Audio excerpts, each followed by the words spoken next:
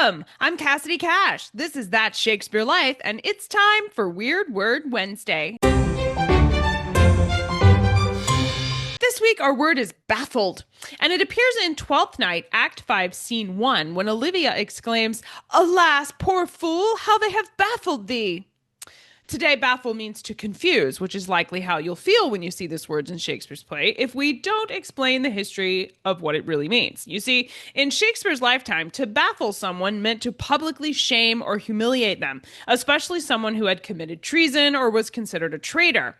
The word comes from the ritual practice of dishonoring someone by turning their coat, breaking their sword, or parading them backwards on a horse, all of which deserve their own podcast episode, so follow us there because I'm going to go into this more in depth on the show. But Olivia's use of the word here, though softer than its legal origins, still implies that the character has been cruelly mistreated or disgraced.